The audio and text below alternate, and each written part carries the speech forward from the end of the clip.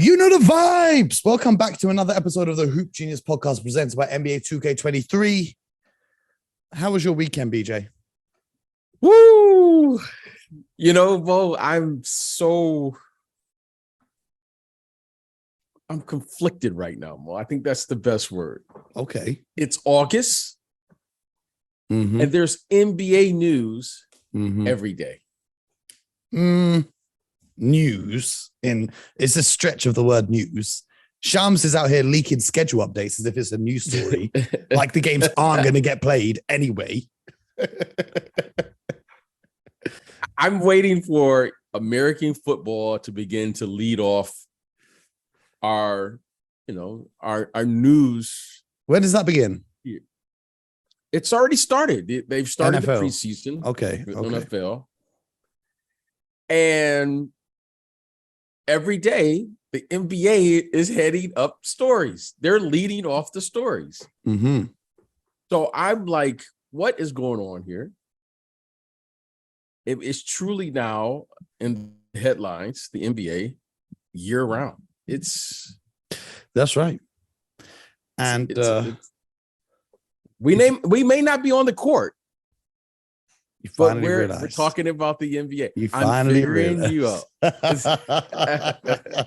And I'll tell you what, for you guys listening, if you want to make your own headlines, hit the link in our description and pre-order NBA 2K23, where you can be the star of the show. You can be a player, a GM, a coach, whatever you want to be, you can live that reality. But today, we are once again breaking down one of the NBA's 30 teams and how their off-season went. Now, before we do that, we've got some news. As always, BJ's referring to the news. And they were talking about Kevin Durant being closer to retiring than ever playing for the Nets again, per Brian Windhorst of ESPN. And this is one thing I respect about Kevin Durant, because most players don't really use social media to interact with the fans, right? They usually have someone from the agency handling it, or they only use Instagram, or do you know what I mean? KD is on the Twitter timeline. He's active. He don't care. No filter. So when Brian Windhorst came out here and said KD was rather retire than play for the Brooklyn Nets, KD came out and said, well, that's just not true. I don't know who the hell you're talking to about retiring. That's just not true, which I respect, because I feel like more players need to call out the fake, quote unquote, sources. We spoke about this last week when we were talking about the Ben Simmons leaks and stuff like that. So with KD not wanting to retire, quite clearly, they're still in trade talks. They talk about the Celtics, the Raptors, and whoever. But one team I think could put together a sneaky good package would be the New Orleans Pelicans. And the New Orleans Pelicans are the team we're going to be talking about today. You like that segue, how I went all the way through? I do like that. But here, I think I'm conflicted. I'm conflicted today. I know Brian Windhorst. And I know many of these people reporting the news. Yes, in quotes.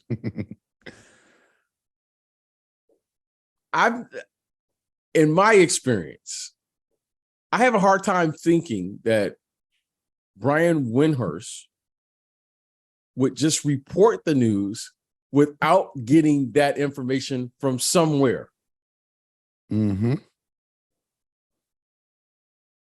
I'm not from KD, it's accurate. I'm not saying it's accurate. But if it's someone close to the source says that. So someone in the Nets organization. It could have been the Nets. It could be in KD's camp. Well, it wasn't KD's camp, because otherwise KD wouldn't hop on Twitter and tell them that he's lying. All I'm telling you is these people are getting this information from somewhere. And if they are, then my question to you very quickly is, if it's being reported, someone close, or they can even report that they're close to the source, what's your responsibility to report that? Yeah, we're in a weird place now with media, because You hear one thing from one person, you hear one thing from another person, it all kind of conflicts. And the only way to really find out is going to the player directly in question themselves. You know, last week we are talking about Ben Simmons. If you had just asked Ben Simmons, did you leave the group chat? He probably wouldn't have replied, probably wouldn't have given you a straight answer. But KD, this is why I was saying I respect him, is he just hopped on the timeline to set the record straight so that there's no confusion. There's no back and forth. These reports are false. I don't know why you're listening to quote unquote sources. It's a leverage play from, I don't know who gets the leverage out of that deal, saying that KD would rather retire than, you know, maybe it's his agent or his manager or something. But then surely they would have discussed that move with Kevin Durant. So I don't know what's going on with this. I think maybe it's the Brooklyn Nets trying to rush some of the other teams because they know that they could long this out. There's teams out there that could see how their season's going. And then if it's not going up scratch, then they can make a move KD. Maybe it's the Nets trying to get teams to hurry up by saying he's going to stop playing if he's not traded by September or October. Who knows? Maybe. Who knows? But I just wanted to put that out there. Yeah. And it's interesting. I've seen quite a few approaches to the media. Mm-hmm. Let's say that.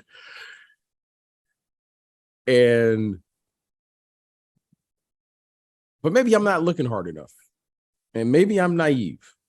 But I have a hard time believing that when you reach a certain level, there comes with some level of responsibility, Mo, to reporting the news. I'm not saying it's accurate, but if you hear it, what's your responsibility? If you reached out to the source doesn't respond back. Now, are you responsible for reporting that, or do you just let it go? Because I think it's a cop out to just say sources. I think you should put a source, a league source, a source in the organization, a source in Kevin Durant's camp. Because then at least there's some way of narrowing down where it's from. Because you can just say anything you want and say sources say. There's zero accountability. But if he had come out and said a source in Kevin Durant's camp says that the however many time All-Star is more likely to retire than play next season, then okay, so it's someone in Kevin Durant's team. Or if you came out and said a source close to the Brooklyn Nets said they feel like Kevin Durant is going to more likely retire than play this season with the Nets, then you have some level of accountability then there. You wouldn't have any, but then you won't have any inside information. There will be no more insiders. There is insiders. They're just doing bidding for owners and GMs. It's just leveraging the media. There's no inside. Think about how many deals actually happen that the media has no idea about. If these insiders were really as inside as they say, they would have all the deals. The truth is, they just beg it off general managers and whoever, please give me information, please give me information. And then teams will give you information because they want to be looking good in the media. If you read when certain people announce certain things, there's some players that will be announced as, according to his agent, name of agency, this player is signing with this team.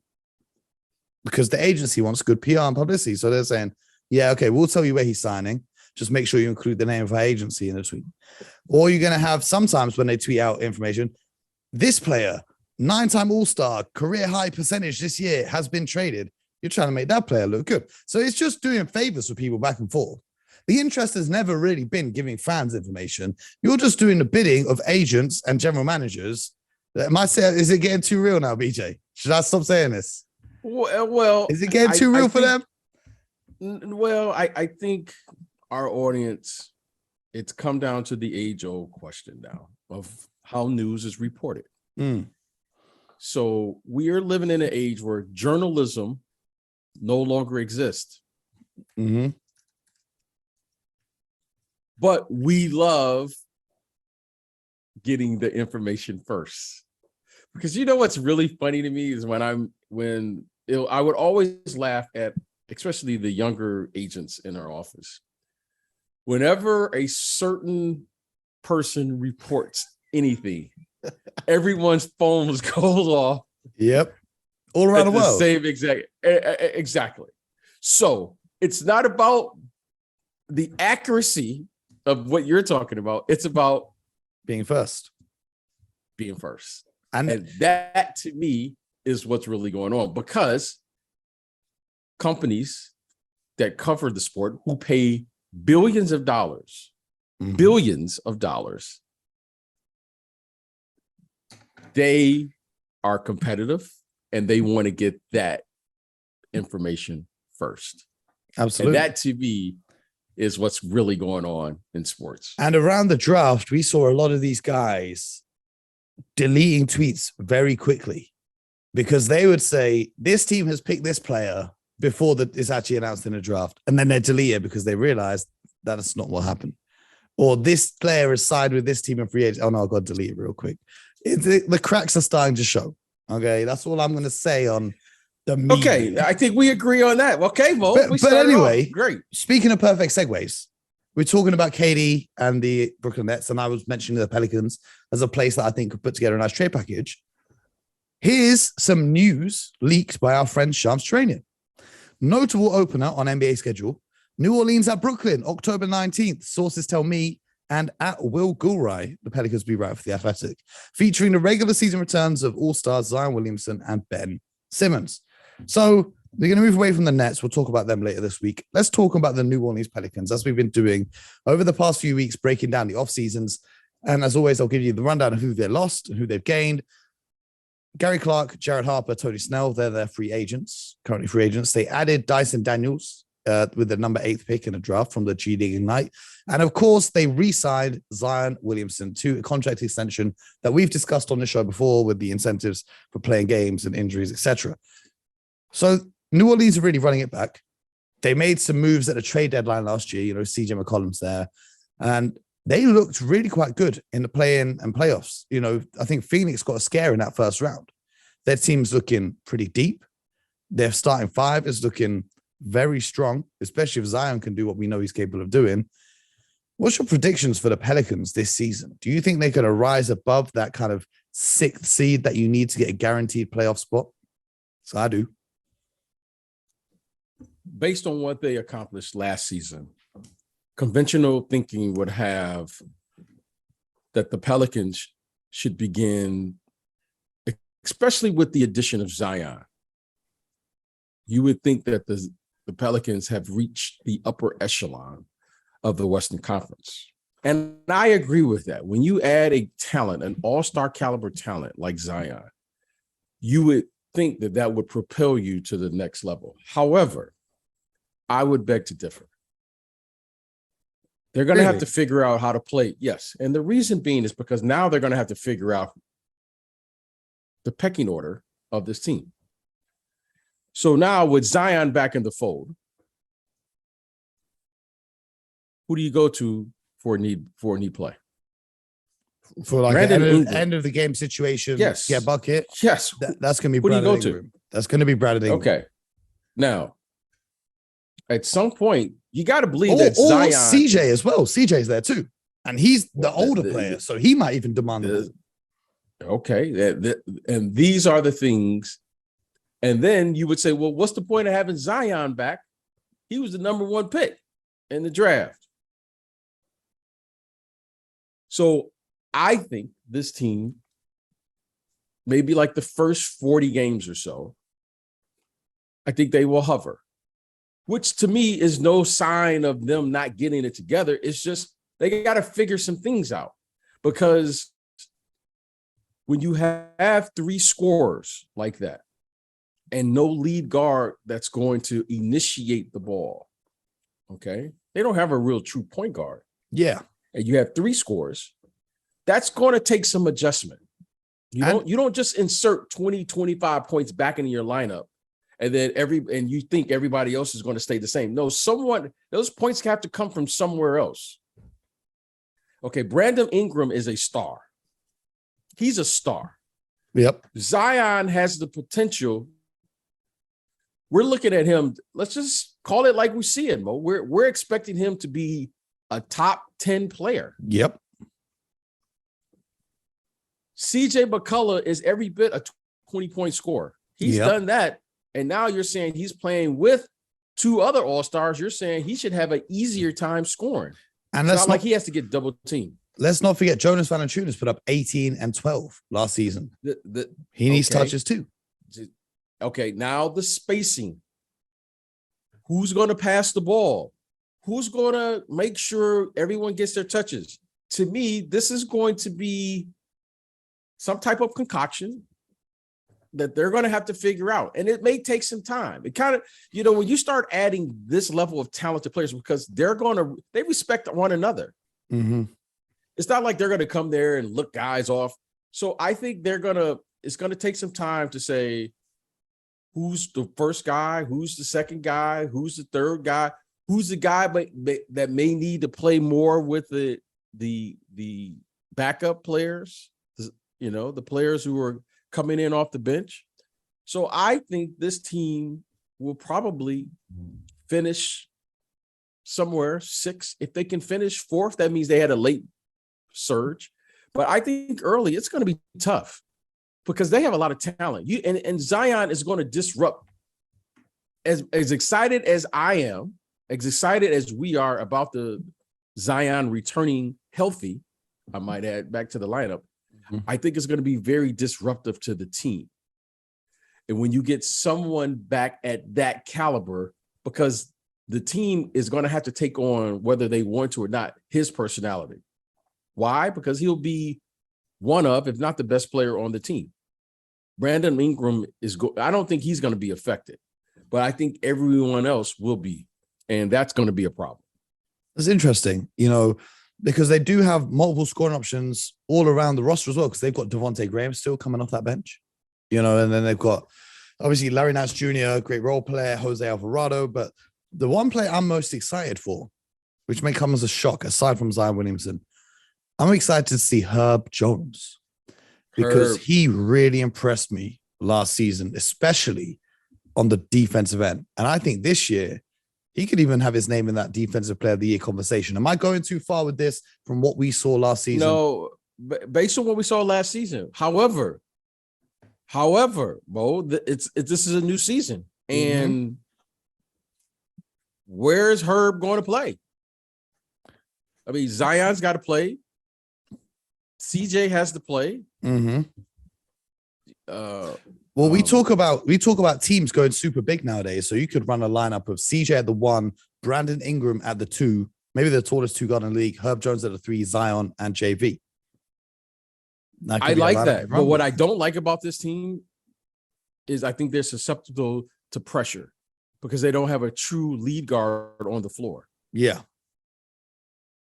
Do you think that CJ McCullough, who's perhaps my favorite player on the floor. I love the way he plays. But if I just ask CJ McCullough to be a ball handler and distributor and take away his ability to score, I don't think you're going to get the best of. CJ can score that basketball with the best of them.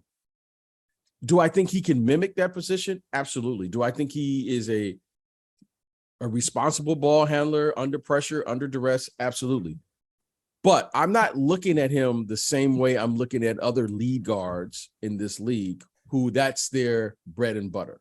CJ, all right, he can do it, but he's not a point guard. He's a scoring guard. He's this new age guard. So I think with CJ, with Brandon Ingram, with Zion, there's only one ball. So I think they're going to have to figure out how to really find the balance to make sure, because JV, I know he makes threes from time to time, but I don't view him as a stretch 5, but he's a very capable scorer. And remember, Memphis moved JV because they wanted to create more scoring opportunities for the rest of their roster. And that's why they got Steven Adams in, who's kind of just more of setting screens, grabbing rebounds. Exactly. So it's interesting now that New Orleans are in that same position almost as Memphis, and they kind of wish they could get Steven Adams back maybe. But with Zion on the roster, you do need a big who can space the floor and protect the rim. So I think we're going to see, how many threes did JV shoot last year? JV last year was putting up 2 threes a game. I think that's going to be an even higher number this year to account for Zion But Williamson. he's a really good scorer on the box. Yeah, back to the basket. He's very good. He's got the good fundamentals. And with Zion, I don't see any bigs doubling JV coming off Zion. Let's leave Zion to go double. I don't see that happening. Because as soon as you do, Zion's cutting to the hoop and dunking. Cutting right to the basket. Yeah. I don't see anyone leaving Brandon Ingram. I don't see anyone being CJ McCullough. And Herb is so he don't even need to play on offense. He don't even need to play on offense. That's what I'm saying. I think they're going to have to figure this one out. These are good problems to have. Yeah. But they're very difficult because you don't know what's going to work and what's not going to work. And with this group. And someone, whether it's Zion or Brandon Ingram, because they're the best 2 players on the team, they're going to have to learn how to really pass the ball. Yeah. And accept double teams. So I think everyone's going to have to make adjustments. And you know what? I think these are great problems to have. They're going to have to change their offense. They're going to have different spacing, different combinations. And this is going to be a new team, even though you're just adding Zion to be you've added a max player. You've added a number 1 pick in the draft. And you already like that series against Phoenix. There were points throughout that series where I thought they could really pull this off against who we thought up until that point was the best team in the NBA. We're saying this minus Zion, the number 1 team in the league last year. Yep. We're saying that. So I think it's exciting, but at the same time, this is going to require some patience because I really don't know the combinations. If you're just asking me now, like, what's the combination that's going to work? I have no idea. Maybe you play Zion at the 5. And I don't know what you're going to do with this team. You know, Zion, with his skill set being so unique, it affords to some very unconventional things. So what they used to love to do last season when they had JJ Redick on the roster is they would run a screen roll with JJ Redick screening for Zion. And then instead of rolling to the hoop, he would flare to the 3-point line because you have to put 2 bodies on Zion when he's attacking full speed downhill, especially against a smaller defender that switched off JJ. So for someone like a Devontae Graham or a CJ McCollum, that adds new scoring opportunities to your game that you wouldn't perhaps had previously. So the offense may look completely different, adding in all different elements such as that. You see where I'm coming from with it? Right. So I agree. But what I will say to this is, I spent some time with Zion earlier this summer, and all the stories from last year that we discussed on the show about how ridiculous that they were talking about he's a bad teammate and all of this. He was actually around the team more than people realize. And this goes back to what we were saying at the top of the show with the sources and the media and everyone wanting to report, and everyone's got their own little agendas. But I have faith in this team. I think that they can put together a really, really strong season. And add to that, when you actually simulate the NBA using advanced software like NBA 2K23 that you can purchase through the link in our description, the Pelicans actually make it to the finals more often than you would think. So I'm very, very excited to see this Pelicans team. And the reason why is even if they take a while to figure it out, like you say, finish 6th or 4th or whatever it might be, I look at their team and I think that they have a very, I don't know how to explain this with the right words. When you look at the Utah Jazz, the old Utah Jazz with Gobert and Mitchell, they had a great regular season team, but you looked at that roster and you knew that they would struggle in the playoffs. Whereas because these guys have CJ and Brandon Ingram, guys who can get cooking in that mid-range area that we see so important in the postseason, I think even if their seeding is a little bit low, they could cause an upset in that first round of the playoffs because of the way that their team's built. Having scorers that can get to their spots like Brandon Ingram, who's basically like a KD light type player, and CJ McCollum, who's very experienced as a scorer in this league. Do you see the same thing in terms of certain teams being more ready for the playoffs and the way that they're constructed? Well, Mo, I love to look at teams from the defensive perspective. Mm-hmm. When you're talking about the playoffs, this kid Herb Jones and the length that they have, and Larry Nance and all of those players, they're a very athletic group. Yep. Defensively, I mean, they have length, they have athleticism. They got Grand Theft Alvarado. How can we Alvarado. forget? It's never safe when What's the Alvarado's big kid? The Jackson big kid, Hayes. Jackson Hayes. They are a big team, and they're Mhm. athletic and they're young. So, yes, they have exceptional scores. Make no doubt about it. Like Brandon Ingram and CJ McCullough, those guys can score. But what they really have, they can defend. Mhm. And they can match up with you, and they force you not only to be athletic yourself, they force you to be big. Mhm. They force you to play big because those guys are they're running, they're getting up and down.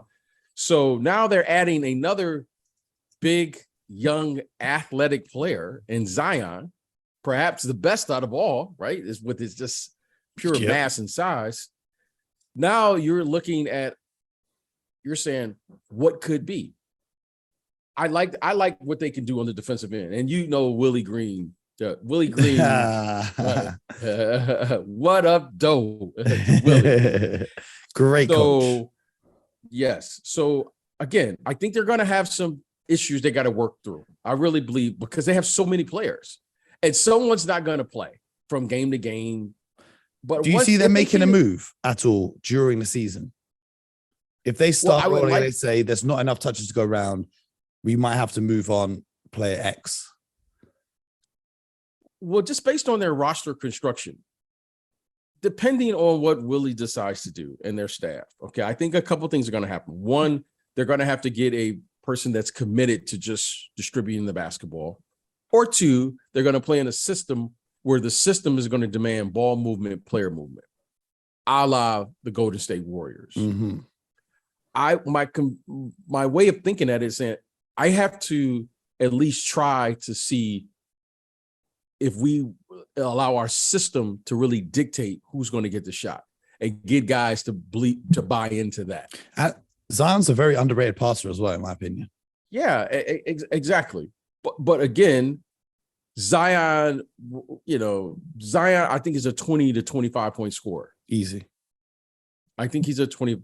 And I think you're going to have to utilize his ability to play in tight spaces, to attack the basket, because, I mean, he's just so exceptional when he gets the ball. I mean, he can attack the rim with his first step. So now, if that is the case, that responsibility lies more times than not on CJ McCullough. And the one thing I don't want to do is take away from CJ McCullough's ability to score, because that young man can score. He can score. He can score. So it's like having Steph Curry and just asking him to be a point guard. No, with Steph Curry, it's got to be Steph Curry. We got to figure that other part out now. Yep. The thing is, Steph Curry didn't become Steph Curry until they got Monte Ellis out there. There's a saying, too many cooks spoil the broth. And well, that's okay. But again, they also have a person that's dedicated to running the offense. His name is Draymond Green. Exactly. Now, I don't see Valanciunas doing that. I don't see Zion. I don't see Brandon Ingram. You got to figure this out. You just got to. They have to figure out what's best for them. I don't know yet. I got to see it. I got to watch it. I got to watch you know what I mean? You got to watch it. And you got to allow it to play itself out. So I like the problem. I just don't know where it's going to come, where the answer is going to come from at this moment. I feel like it's a good luxury to have, especially with the health issues, the injuries that Zion has sustained. Maybe he might have to do a little bit of the load management that we talk about. You never know if something happened to, like, what a luxury is if, touch wood, it doesn't happen, but Brandon Ingram gets injured. You still have CJ there to provide some level of scoring. You see what I'm saying? It's like, it's good to have these. I get that if they're all not, but if they are, let's best case scenario, expect them to be, for them to be there. Now, based on what we've seen in the season, look, guys are going to miss games. You come in and out. I love depth. You always hear me talk about depth. So they have depth. Yeah, they have scoring, and with these players, let's say they all play 65 games.